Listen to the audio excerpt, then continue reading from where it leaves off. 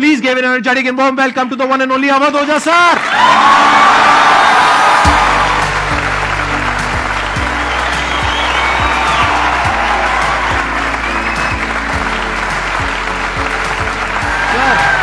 Hello sir, क्या हाल चाल? बैठिए जी, बैठिए। आइए। Thank you. इससे पहले कि ऑडियंस आपसे कुछ क्वेश्चंस पूछे, मेरे माइंड में एक क्वेश्चन आ रहा है। आईएएस में कितने लोग हैं जो हर साल उसके लिए अपीयर करते हैं? 5 से 6 लाख के आसपास। और सीट्स कितनी है? 1000 अप्रोक्सीमेटली। तो जिनका हो जाता है उनके बारे में तो सब बात करते हैं, जिनका नहीं होता है, जिन्होंने पूरी जान लगाई और जिनका नहीं हुआ, उनका क्या होता है? उनके रिश्तेदार उनकी चिंता करते हैं। वो फिर उनकी चिंता करते हैं। नहीं, मैं आ रहा हूं, मैं आपके क्वेश्चन पे आ रहा हूं। ये पॉइंट इंटरेस्टिंग है, मैं समझना चाहूंगा कैसे। मैं बताऊं। हाँ। मैं दोनों मुद्दों पे बता। हम सब हारने से डरते हैं, और मजेदार बात है कि वो डर हमारी हार की वजह बनता है। 98% केसेस में हारने से क्यों डरते हैं? क्योंकि हम जानते हैं अगर हम हारेंगे तो वो जो पीछे 3 लोग बैठे हैं ना, रिश्तेदार, रिलेटिव्स और फ्रेंड, वो जीने नहीं देंगे। आप जब भी आईएएस की तैयारी करें, पहला अटेम्प्ट आपका सीरियस अटेम्प्ट होना चाहिए। आपने तैयारी किया, बेसिक्स तैयार किए, आपने एडवांस कोर्स तैयार किया, आपने कम से कम मेंस के 1000 आंसर्स लिखे हैं और मिनिमम 10,000 प्रीलिम्स के क्वेश्चंस आप सॉल्व कर चुके हैं, तब आप एग्जाम देने जाइए। सिर्फ एक अटेम्प्ट दीजिए। जिसने भी पहला अटेम्प्ट सीरियस दिया, उसको दोबारा तैयारी नहीं करनी पड़ती, रिवीजन करना पड़ता है। भाई आप देखो ना, जितने सारे सेलेक्ट लड़के होते हैं उसमें बहुत सारे नौकरी कर रहे होते हैं, जॉब कर रहे होते हैं। कुछ लोग मुझसे पूछते हैं, सर जॉब करते वक्त तैयारी हो सकती है? नहीं, जॉब करते वक्त तैयारी तो नहीं हो सकती, जॉब करते वक्त रिवीजन हो सकता है। 3 hours per day, 4 hours per day. तो मेरी एडवाइस ये है, क्योंकि ये एक बहुत रिस्की खेल है ये। मैं खुद ही बाहर हुआ, और फिर मैं कितने लोगों को देखता हूं जो 5-5, 6-6 अटेम्प्ट के बाद बाहर होते हैं। तो जिनको भी इस गेम में शामिल होना है, एक अटेम्प्ट सीरियसली आपका होता है, बहुत अच्छा है। आपको मैक्सिमम रिस्क लेना है तो आप 2 ले लो, उसके बाद आप अपना काम शुरू करो, जो आपका सेकंड लाइन थॉट था। कोई लॉयर बनना चाहता है, कोई मेडिकल लाइन में जाना चाहता है, कोई मतलब जो भी आप एंटरप्रेन्योर बनना चाहते हैं, आप करो, लेकिन अपने वो रिवीजन वाले 4 आवर बचा के रखो। आपने कितने अटेम्प्ट्स दिए थे सर? 4 अटेम्प्ट्स आपने दिए थे। और आपने कहीं से कोचिंग ली थी, यानी लाखों रुपए दिए थे कोचिंग में? नहीं, तब लाखों नहीं थे, तब हजारों थे। अच्छा, हजारों रुपए आपने खर्च करे थे, और आप एक मिडिल क्लास बैकग्राउंड से थे। तो टोटल 4 साल में आपका कितना पैसा लग गया होगा? रहना, खाना, पीना, और आपने तो पूरी तैयारी करी होगी, साथ में कुछ और नहीं किया होगा? I think so. कुछ नहीं किया, बिल्कुल। तो कितना आपका 4 साल में अच्छा खासा पैसा? 5-6 लाख रुपए लगे। 5-6 लाख रुपए उस समय लगे। आज के समय पे अगर किसी को कोचिंग लेनी है तो आई थिंक इससे 3-4 गुना, 5 गुना आराम से लगेगा। तो 15-20 लाख रुपए उस इंसान का लग गया, और वो है एक मिडिल क्लास बैकग्राउंड से। अब वो कहीं ऐसा तो नहीं कि वो ना यहाँ करा ना वहां करा 4-5 साल बाद? हाँ, वही मैंने कहा कि अब आप, जब हमारे समय तो ठीक था, अब आप रिस्क पूरा नहीं ले सकते। You have to be cautious. अब इनको कॉशियस होना पड़ेगा कि ठीक है, जैसे बड़े सारे लड़के क्या करते हैं, वो 1-2 अटेम्प्ट ऐसे ही देते हैं। अब तो इनके पास 6 अटेम्प्ट है। ओबीसी हैं तो और ज्यादा है, SC ST हैं तो और ज्यादा है। और मैं कहूंगा आप किसी भी कैटेगरी से आते हैं, आप 2 अटेम्प्ट से ज्यादा कभी मत मानिए। ये पॉइंट बहुत अच्छा है कि आइडियली आपको अपने माइंड में ये रखना है कि एक ही अटेम्प्ट है मेरे पास में, मैक्सिमम अगर आपकी फैमिली अफोर्ड कर सकती है तो 2 अटेम्प्ट है। बिल्कुल। उसके बाद में अपने काम पे ध्यान देना है, और इसको एज अ रिवीजन की तरह देखना है, मतलब इसको साथ साथ में चलाना है। ये नहीं कि अपने 5 साल या 6 साल लाइफ के सारे यही निकाल दिए और सारा पैसा घर वालों का लगा दिया, या उन्होंने खेत बेच दिया या लोन ले लिया। ऐसी बहुत कहानियां मैंने सुनी है सर लोगों की, और बहुत ही दर्द होता है ऐसी कहानियां देख करके। ऐसे लोगों की जो कहानियां हैं वो उसको सुन करके बहुत ही बुरा लगता है अंदर से। चलिए आगे बढ़ते हैं जी। Sir, I wanted to ask how to fight the basically fear that we feel. Like there are lot many fears that we face, not only in studies but in each aspect of life. There is some kind of fear. How to fight that? How to come back? How to have that courage in life? Fear बड़ी प्यारी चीज है। हमने कुछ words को बड़ा negative बना लिया है। जैसे अब बच्चा है 2 साल का, उसको तो फियर होता नहीं, उसे कुछ पता नहीं, उसने कोबरा देखा, जाके पकड़ लिया। वो तो बाद में घर वालों ने देखा तो पता चला कि भैया कोबरा पकड़ के घूम रहा है। लेकिन हम बड़े हो गए ना, अब हम कोबरा देखेंगे तो वो हमारी बॉडी की जो मैकेनिज्म है वो हमें वार्न करेगी, अलर्ट करेगी। That is natural fear. वो अच्छी चीज है। जिस चीज की आप बात कर रहे हो वो फियर नहीं है, वो ओवर थिंकिंग है। आज का जो युवा है वो फियर से परेशान नहीं है, वो ओवर थिंकिंग से परेशान है। अब ये ओवर थिंकिंग क्यों है, उस फैक्टर पे आते हैं। ओवर थिंकिंग की वजह क्या है? ओवर थिंकिंग की वजह यह है कि आज का समाज इतना एक्सपैंड कर चुका है। You are outside your house, तुमको तुम्हारी दोस्त मिल गई कि मैं कल लंदन से आई, क्या लाइफ है लंदन में यार, और मैं तो ये कर रही वो कर रही। आपको लगा हम ही पागल है यार, आईएएस की तैयारी कर रहे। फिर शाम को किसी फ्रेंड का फोन आ गया कि मैं तो अब ऑस्ट्रेलिया जा रही हूं, मैं तो वहीं सेटल हो जाऊंगी। 90s में हमारे पास इतने स्कोप नहीं थे। हमारी जो लाइफ थी वहां ओवर थिंकिंग इसलिए नहीं थी, आपने भी सर देखा होगा, क्योंकि हमारे पास इतने स्कोप नहीं थे। आज तुम्हारी जनरेशन में यू हैव मल्टीपल फील्ड्स, मतलब इतने सारे फील्ड्स ओपन है। तो जब तुम घूम के चारों तरफ देखते हो और तुम देखते हो कि तुम्हारे ही साथ के लोग बड़ी सारी फील्ड में एक्सेल कर रहे हैं, काम कर रहे हैं, अर्न कर रहे हैं, तो तुम्हारा दिमाग भागना शुरू करता है। फिर क्या होता है, हमारे पेरेंट्स हमसे ज्यादा ओवर थिंकिंग करते हैं, क्योंकि बड़े हमको लेकर कॉशियस होते हैं। हाँ। एक हमने ओवर थिंकिंग की, हम अपना संभाल लें किसी तरह। हम घर के अंदर गए, मम्मी रो रही है कि वो निशा मिली थी, 20 लाख का पैकेज है उसका। दूसरा प्रेशर तुम्हारे ऊपर आ गया। ये जो प्रेशर हम मल्टीपल फेस करते हैं, तो एक तुम्हारा प्रेशर, एक माँ बाप का प्रेशर। पता लगा बुआ जी ने रात में फोन कर दिया, क्या कर रही हो जी? तुम सारे लोग प्रेशर से लड़ रहे हो इस वक्त, मल्टीपल फ्रंट पे। ये कोई फियर उयर नहीं है। ये प्रेशर दूर कैसे होगा, इस पे थोड़ी सी बात कर ले। जहां इंटरनल ताकत है वहां कॉन्फिडेंस है। आज का युवा क्या कर रहा है, बादाम का तेल लगा रहा है, बादाम की क्रीम लगा रहा है, बादाम का साबुन लगा रहा है, खा रहा गुटखा।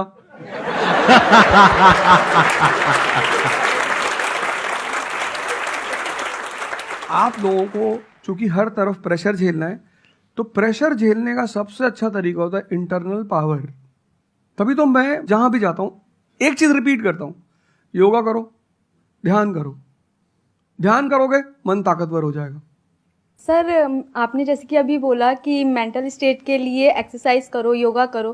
तो पहले तो मैं फिजियोथेरेपिस्ट हूँ, ठीक है। मैं सुबह से मतलब योगा एक्सरसाइज है मेरा डेली रूटीन है, करना भी और कराना भी।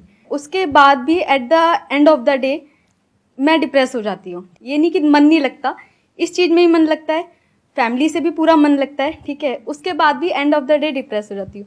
तो उसको डिप्रेशन कैसे कम करी जाए? हम किसके साथ रहते हैं वो बहुत इंपॉर्टेंट है। मेरे एक दोस्त मेरे साथ आ रहे थे आज से करीब 7-8 साल पहले, धौला कुआं से।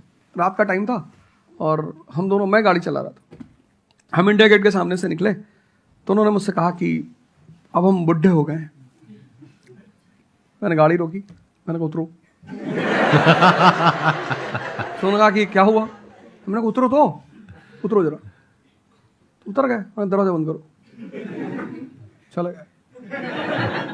आज तक मैंने उनसे बात नहीं की।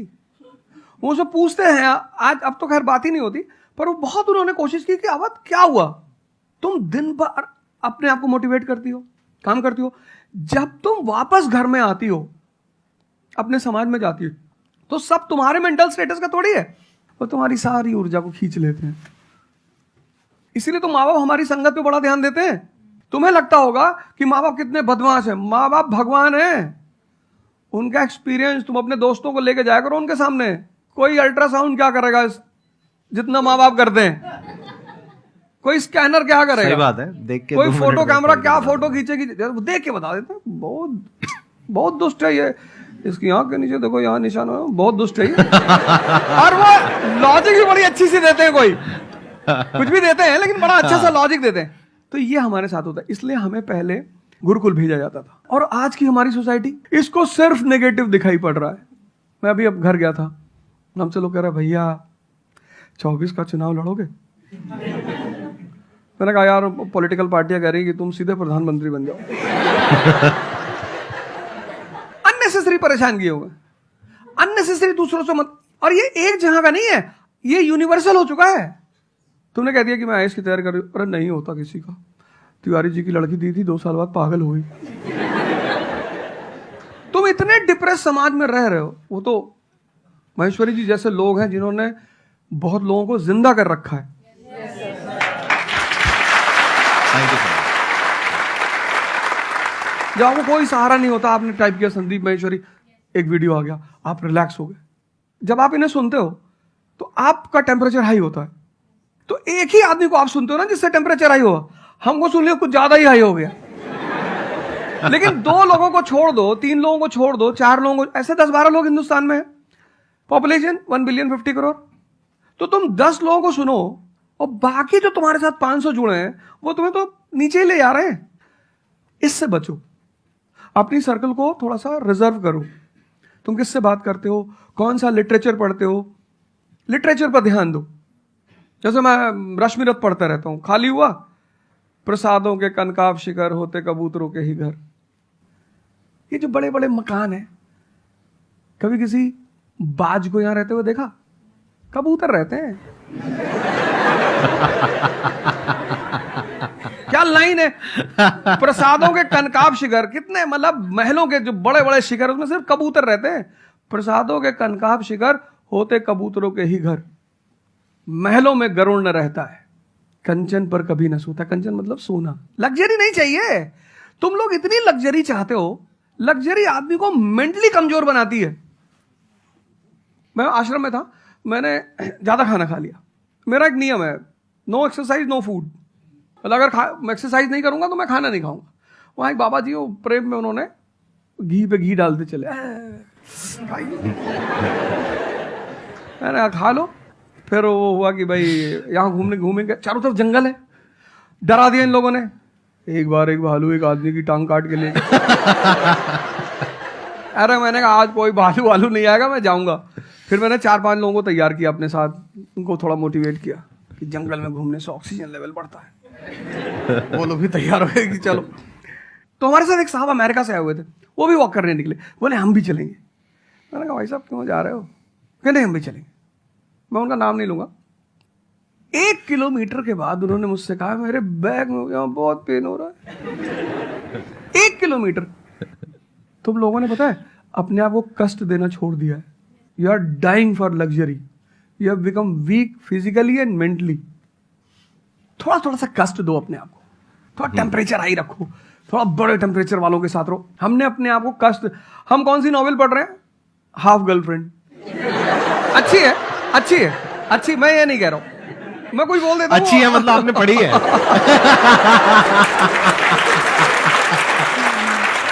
नहीं फिर कोई पकड़ निकाल लेगा, कोई वो क्लिपिंग निकाल लेगा, ओ गाली दे रहे थे। नहीं, आपने बहुत सारी गलतियां कर दी, आपकी जनरेशन ने अपने को कष्ट देना छोड़ दिया। हाँ। आप पढ़िए बड़े बड़े लोगों, अंबेडकर को पढ़ो, उनका जीवन संघर्षों का, प्रभु राम का जीवन पढ़ो। ये सब संघर्ष, ये सब लोग हैं जिन्होंने जीवन में लड़ाइयां लड़ी हैं। आपने उनको साइडलाइन कर दिया। आप राणा प्रताप के बारे में कुछ जानते ही नहीं हो, आपको वो पोएम याद ही नहीं है, खूब लड़ी मर्दानी वो तो झांसी वाली रानी थी।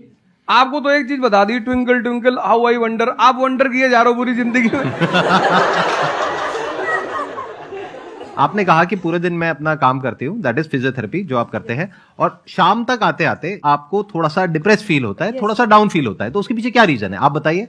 जैसे कि मैं बाकी पेशेंट देखती हूँ पूरा दिन में, हाँ। बट जब मैं घर पे आती हूँ तो मैं अपने मम्मी पापा को देखती हूँ। ठीक है। जो मैं उनको कहती हूँ कि आपको ये एक्सरसाइज करनी है, ये करना है, आपके लिए ये ज़रूरी है, वो ये नहीं करते। तो फिर वो मुझे डिप्रेस होता है कि मैं जब सबको सही करती हूँ और मैं अपने घर में ही सही नहीं कर पा रही। आप सबको सही नहीं करते हो, आप उन लोगों को सही करते हो जो आपके पास आते हैं। हाँ एग्जैक्टली। तो अगर आपके पेरेंट्स सही नहीं होना चाहते हैं तो उनको कौन सही करेगा? बेसिकली हमारी प्रॉब्लम क्या है कि जो नहीं करना चाहता उसको भी करवाना चाहते हैं। एग्जैक्टली। फॉर एग्जाम्पल, आप में से यहाँ पे कुछ लोग बैठे हैं और बैठे हैं जो कहते हैं कि भाई आप कुछ भी बोल दो, हम तो जैसे थे वैसे ही रहेंगे, उखाड़ लो जो उखाड़ सकते हो, आप अकेले आ जाओ, आप साथ में ओझा सर को ले आओ, आप 10 को ले आओ, हम तो नहीं बदलने वाले। उनका कोई कुछ कर सकता है? समझ गए? तो यहाँ पे किसका एक्चुअल में किसकी लाइफ बदलने वाली है? यहाँ पर हो सकता है कुछ साल बाद आप ही में से कोई यहाँ पर बैठा होगा, बट वो इंसान कौन होगा? जो खुद अंदर से बदलना चाहता है ना। Yes sir, thank you sir. Please have a seat, बैठिए। मेरा संदीप सर से ये क्वेश्चन है कि जैसे हम लोग जब आपकी वीडियोस देखते हैं तो हम लोग मोटिवेटेड हो जाता है कि हम लोगों को गवर्नमेंट से या फिर इन सब फील्ड्स में छोड़ के अपना कुछ स्टार्ट करना चाहिए जिससे देश में एंटरप्रेन्योर्स या फिर जॉब्स बढ़े। फिर हम लोग देखते हैं आप लोगों को कि भाई यूपीएससी में एक ऐसी पावर होती है जो हम करना चाहते हैं वहाँ पे हमको डायरेक्ट पावर मिलती है। जैसे कि मैं अगर एजुकेशन के फील्ड में कुछ अच्छा करना चाहती हूँ तो मेरे पास डायरेक्ट पावर होती है कि हम लोग वहाँ से कर सकते हैं। तो मैं ऐसा, मेरे पास ये क्वेश्चन फिर मतलब दोनों में कॉन्ट्राडिक्शन चलता रहता है। ना कॉन्ट्रडिक्शन नहीं चल रहा है, इसे कॉन्ट्रडिक्शन नहीं कहते, इसे कंफ्यूजन कहते हैं। मतलब एक गोल होता है ना, या फिर एक मतलब हमारे पास एक टारगेट होता है कि हम ये काम करने के लिए यूपीएससी में जा रहे हैं। नहीं, सरकार जो कहेगी वो करना है। हाँ, I was about to say that. आपका क्या गोल है? आप क्यों कर, और आप आपका नेता क्या थोड़ी है, target आपकी पार्टी का मैनिफेस्टो थोड़ी है, घोषणा पत्र। आप एक राजपत्रित अधिकारी हैं, गैजेटेड ऑफिसर। आपका जो मिनिस्टर होगा फोन मिलेगा, मैडम जी हाँ ये कस्तूरबा गांधी प्लान में अभी तक कितना काम हुआ जी sir, I give the review in the evening sir. Okay thank you ठीक है मैडम, बाय, खत्म। सो आपका कहने का मतलब है कि जो सिविल सर्वेंट बनते हैं या आईएएस ऑफिसर बनते हैं उनके पास कोई पावर नहीं होती? पावर होती है जब तक जनता अपनी पावर नहीं समझती। आज की डेट में इस देश में पावरफुल कौन है? जनता। We the people of India solemnly resolve. Yes sir. ये जनता बेचारी पावर जानती है तो डीएम का ऑफिस में चले जाते हैं, हुजूर इसको बेचारे को बताएं, नेता देखा, मेंबर ऑफ पार्लियामेंट देखा, पैर छू लिए, तेरे फूफा है? नहीं भैया नहीं भैया सांसद जी हैं। सांसद जी हैं तो क्यों पैर छू रहा है? तो पावर इस असलियत में इस देश की जनता के पास है। चूंकि वो जानती नहीं है इसलिए तुमको इनके पास इनको काम करने का अधिकार है। ये है the right to work, the right to implement. लेकिन चूंकि जनता अपने अधिकार को नहीं जानती तो तुम्हें दूर से दिखाई पड़ता है कि यार आप बेटा कंफ्यूजन से बाहर आओ, ठीक है? और ग्लैमर मत देखो। आप बेसिकली पावर नहीं देख रहे हो, आप ग्लैमर देख रहे हो। आपको जो करना है उसको डिसाइड कर लो आप, और उस रास्ते पे आगे बढ़ो कि आप कल किसी भी फील्ड के मुकेश अंबानी बन जाओ, अडानी बन जाओ, वॉरेन बफेट बन जाओ, बिल गेट्स बन जाओ। इस रास्ते पे जाओ। Thank you sir. मैं यहाँ पे थोड़ा सा ऐड करता हूँ कि जो आपने बोला ना कि ये कॉन्ट्रडिक्शन है, सबसे पहले तो जो सर ने बोला कि ये कोई कॉन्ट्रडिक्शन नहीं है, ये कंफ्यूजन है, बिल्कुल सही बात है। अब कंफ्यूजन क्या है, उसकी जड़ क्या है? आप क्या कर रहे हो? आप बस हम लोगों की बातें सुन रहे हो। यहां से मैंने कुछ बोला, इन्होंने कुछ बोला, दोनों अलग अलग स्टैंड पॉइंट है। मतलब इस दुनिया में आर्ट्स भी है, साइंस भी है, कॉमर्स भी है। अब आप कहोगे अब तीनों में कॉन्ट्रडिक्शन है। अरे कॉन्ट्रडिक्शन नहीं है, अलग अलग लोगों के लिए अलग अलग स्ट्रीम्स है। डिपेंड्स अपॉन कि आपकी प्रेफरेंस क्या है, आपकी प्रायोरिटीज क्या है। तो आपको तीन चीजें देखनी पड़ेंगी, एक अपना पास्ट, अपना प्रेजेंट और अपना फ्यूचर। कि पास्ट में आपने कैसा परफॉर्म किया है। अगर आप पढ़ाई में बहुत अच्छे रहे हो तो आपको क्लियर नजर आएगा कि अच्छा मुझे पढ़ाई से रिलेटेड कुछ करना है, तो वहां से रास्ता क्लियर हो जाता है। बट अगर आपके दिमाग में 24 घंटे बिजनेस आइडियाज घूमते रहते हैं, जहां भी जाते हो वहां पे गोलगप्पे खा रहे होते हो, आपके दिमाग में चल रहा होता है अबे इतने पैसे ले लिए, उसमें से इतने का गोलगप्पा, इतने का पानी है, पानी तो इतना फ्री होता है, मेरे से लिया 20 रुपए, ये तो 5 रुपए का काम है, तो 15 रुपए इसके पास में गए, कितने लोगों ने एक दिन में खा लिए, इतने पैसे कमा लिए, व्हाटएवर। अगर इस तरह का आपका माइंडसेट है तो वहां पे एंटरप्रेन्योरशिप, स्टार्टअप, इन सब चीजों का बेनिफिट है। तो हर रास्ता हर एक के लिए नहीं होता है। तो ये आपको कैसे समझ आएगा? अपने पास्ट को देख करके। दूसरा, अपने प्रेजेंट को देखो कि आपके पास में क्या रिसोर्सेज हैं। सोचने से क्या होता है, आपको ये भी तो देखना पड़ेगा आपके पास में क्या रिसोर्सेज हैं। उसके बेस पर आप सोच सकते हो ना। कल को आप कहो कि मैं एक टेलीकॉम कंपनी लॉन्च करूंगी जो कि जियो को कंपटीशन देगी, ठीक है, सोच लो। कुछ नहीं होगा। क्या है पीछे, बैकग्राउंड क्या है, आपके पास में क्या रिसोर्सेज है, how are you going to compete. तो आप फालतू में कुछ भी सोच रहे हो ना। तो यहां पे कॉन्ट्रडिक्शन क्या है, कंफ्यूजन क्या है? कुछ भी नहीं। तो जब आपके रिसोर्सेज ही आपको अलाउ नहीं कर रहे वो करने के लिए, तो सोच क्यों रहे हो? तीसरा, फ्यूचर में आप अपने लिए कैसी लाइफ चाहते हो। जैसे सर ने कहा कि पावर नहीं मिलती है वहां पे सर्व करना होता है। इस गलतफहमी से बाहर आ जाओ कि वहां पे पावर मिल जाएगी। पावर तो पूरी की पूरी एक हिरार्की है, जिस हिरार्की में टॉप पर पब्लिक बैठी है एक्चुअल में, वो हमें पता ही नहीं है। हमारे हाथ में पावर है, किसको वोट करना है, किसको पावर में लेकर के आना है। फिर उनकी पावर के अकॉर्डिंग आगे पावर का डिस्ट्रीब्यूशन होता है, पॉलिसीज का डिस्ट्रीब्यूशन होता है, फिर उसको इंप्लीमेंट करना होता है। तो आपको देखना है कि आपको एग्जैक्टली लाइफ में चाहिए क्या है। कि अगर आपका माइंड है बहुत ज्यादा क्रिएटिव, कि आपको हमेशा दिमाग में आइडियाज घूमते रहते हैं कि कुछ अजीब करना है, कुछ अलग करना है, ये करना है, वो करना है, तो फिर वो रास्ता आपके लिए नहीं है। क्योंकि वहां पे आपके पास में पावर नहीं है, रिस्पॉन्सिबिलिटी है। But once you go in the entrepreneurship space, वहां पे रिस्पॉन्सिबिलिटी नहीं है, वहां पे पावर है, पावर टू क्रिएट। अब आपको देखना है कि एट द एज ऑफ 42, 48 आप किसके जैसा बनना चाहते हो। अगर एक टीचर बनना चाहते हो तो ये रास्ता है। उसके अलावा जिन्होंने यूपीएससी को क्रैक किया है उन लोगों का आप लाइफस्टाइल देख सकते हो। वैसे बनना चाहते हो, बहुत बढ़िया। मेरे जैसा बनना चाहते हो, बहुत बढ़िया। किसी और के जैसा बनना चाहते हो, बहुत बढ़िया। बट किस बेस पर? अपनी पर्सनालिटी को देखो ना, क्या लाइन हो रहा है। सर एक्चुअली आपका सेशन देख के मैं पब्लिक स्पीकिंग सीख रहा हूँ। तो कॉन्फिडेंस बढ़ाने के लिए जो आसपास के स्कूल है ना, स्कूल क्लासेस जो है उनके पास मैं जाता हूँ बच्चों को थोड़ा सा ये करने के लिए। तो मैं जाके वहाँ पे रश्मि रथवी सुनाता हूँ, मेरे को आती है थोड़ी थोड़ी, तो मैं वो सुनाता हूँ। छत्रपति शिवाजी महाराज के बारे में सुनाता हूँ।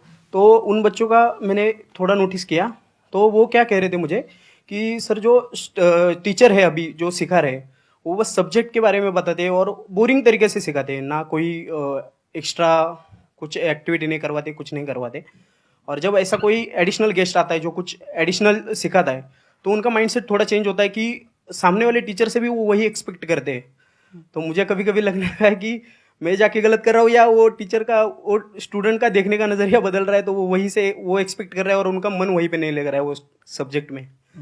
तो अभी मैं क्या काम करने के दो तरीके हैं। एक, आपको काम करना ही है, कोई ऑप्शन नहीं है। एक है आप किसी भी कीमत पे काम करना चाहते हो। जैसे मैं किसी भी कीमत पर पढ़ाना चाहता ही हूं। इसने मुझे इज्जत दिया, सम्मान दिया, प्रेम दिया। मैं एक शादी में गया था 2 दिन पहले, लोग दूल्हे उल्हे को छोड़ के मेरे पास आ गए। दूसरा बेचारा फ्रस्ट्रेशन में आ गया कि यार हमसे मैसेज किया, तुम यहां से चले जाओ।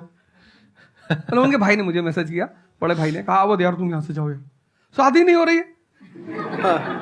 मतलब वो द्वार चार वगैरह सारा प्रोग्राम था, वो सब बाहर हो जाओ सर। तो हमारा जो देश का शिक्षक है उसके मन में कोई मोटिवेशन नहीं है कि वो क्यों पढ़ाए। जैसे हमारे घर मामा आए, हमारे उनके आने पे हम बड़े खुश होते थे कि मामा आए। क्यों? क्योंकि हमें पता था कि ये जब जाएंगे तो पैसा देके जाएंगे। इस देश के शिक्षक को, सरकार को कुछ ऐसा करना चाहिए कि उसके मन में एक मोटिवेशन हो कि 6 बजे का स्कूल है, वो सुबह 4 बजे पहुंच जाए।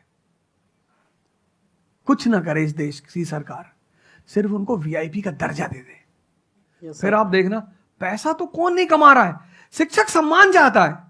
तो मैं अपने टीचरों से पुराने मिलता हूं, तो जैसे कहीं मिल गए वो सड़क पे, मैं खड़ा हो गया, रोक दिया सब, हाँ सर, पैर चले, तुरंत ऐसे सीना उन्हें चौड़ा कर लेते हैं कि हमारा बच्चा है जी। शिक्षक एक दुनिया की ऐसी लॉबी है जिसको सम्मान चाहिए। आप लोग कहीं भी अपने पुराने टीचरों को मिला करो, ठीक है, हो सकता है उन्होंने आपको कभी मारा हो, डांटा हो, कुछ बोला हो, लेकिन अब आप उनको थोड़ा सम्मान दे दिया करो, उससे बड़ा उन्हें फील होगा। हमारे देश के शिक्षकों के पास इनर मोटिवेशन की कमी है। कुछ लोग हैं जो इंडिविजुअल मोटिवेटेड रहते हैं, वो करते हैं कई सारे टीचर, लेकिन वो इंडिविजुअल। कुछ लोग होते हैं ना जिनको अपने धर्म का एहसास होता है, उनके लिए वो ड्यूटी नहीं होती, वो धर्म है उनका। तो वो तो जैसे भाई आप जाके आप धर्म के रूप में कर रहे हैं, हाँ। 2-4 टीचर और भी कर रहे हैं, 10 टीचर और भी कर रहे हैं, लेकिन सरकार को, टीचरों को कुछ तो ऐसा करना चाहिए कि उन्हें फील हो कि नहीं यार, ये हमारा देश है, ये हमारे बच्चे हैं, हमें इनको बनाना है और ऊपर उठाना है। तो अगर सरकार कुछ ऐसा कर देगी ना, सेल्फ मोटिवेशन दे देगी, अरे फिर तुम देखना इस देश के टीचरों को। सर, इसमें आपसे बात करते करते ना मेरे माइंड में एक सॉल्यूशन आ रहा है, क्योंकि एज एन एंटरप्रेन्योर मेरे माइंड में सिस्टम्स एंड प्रोसेसेस घूमते हैं। मतलब मेरे माइंड में ये घूमता है कि कैसे एक प्रॉब्लम है उसको सिस्टम में कन्वर्ट कर दिया जाए, जो कि वो काम अपने आप हो जाए। क्योंकि ऐसे बहुत ही कम टीचर्स होंगे जो अंदर से मोटिवेटेड होंगे। तो ये थ्योरेटिकली तो बड़ा अच्छा लग रहा है सुनने में, बट हजारों में कोई एक आध होगा। बिल्कुल। तो अब मेरा स्टैंड पॉइंट क्या है कि क्या हो अगर जैसे हम ई-कॉमर्स वेबसाइट्स पे जाते हैं, वहां पे प्रोडक्ट के रिव्यूज होते हैं। रिव्यू कौन देता है? जो कस्टमर है। तो टीचर का रिव्यू कौन दे सकता है? जो बाहर बैठा है उस कमरे से, वो, या जो कमरे के अंदर बैठे हैं। तो अगर कुछ ऐसा सिस्टम हो जाए, एक ऐसा प्लेटफॉर्म बन जाए गवर्नमेंट का, जहां पे सारे टीचर्स लिस्टेड हो और based upon the number of reviews and the quality of reviews उनको रिवॉर्ड दिया जाए अच्छा ऑटोमेटिकली। कि मतलब जो नंबर 1 पे आया उसकी सैलरी डबल, कि अगर उसकी 50,000 है तो 1 लाख। बहुत अच्छा सोल्यूशन। और जिसके इतने रिव्यूज आए, यानी जिसके 4 स्टार या उससे ऊपर आए, उनकी सैलरी सीधा डबल हो गई। तो फिर देखो क्या मजा आता है। फिर हिस्ट्री पढ़ाने का जो स्टाइल है ना, वो सारे टीचर्स आएंगे अवध ओझा सर के चैनल पर और आकर के सीखेंगे भाई क्या कहानी है ये, ऐसे कैसे पढ़ाएं कि बच्चे दीवाने हो जाए। और फिर अपने आप को अपग्रेड करेंगे। नहीं तो अपग्रेड करने की मोटिवेशन कहां है? जैसे एक एंटरप्रेन्योर होता है, उसके पास में तो मोटिवेशन होती है कि अगर मैंने अपने जो भी प्रोडक्ट है, सर्विस है या काम है, उसको अपग्रेड किया तो करते ही मेरे को इमीडिएट रिवॉर्ड मिलेगा। जैसे सेल्स टीम में अगर आप कहीं पर काम करते हो, कितने लोग सेल्स डिपार्टमेंट में है, अलग अलग कंपनी में जो जॉब कर रहे हैं, तो सेल्स में इंसेंटिव का एक सिस्टम होता है। तो वहां पर क्लियर पता होता है कि मैंने ये टारगेट अचीव किया तो ये है। तो एक क्लियर कट टारगेट होना चाहिए which is measurable, not theoretical but actual, objective not subjective, कि ऑब्जेक्टिव एक टारगेट होना चाहिए in terms of numbers which can be calculated, and a transparent system जहां पे स्टूडेंट्स वोट करेंगे और जो टीचर्स जीतेंगे पूरे इंडिया लेवल पे या स्टेट लेवल पे उनको बुला करके जो हमारे देश के प्रेसिडेंट हैं या प्राइम मिनिस्टर हैं वो आकर के रिवॉर्ड देंगे। Yes sir.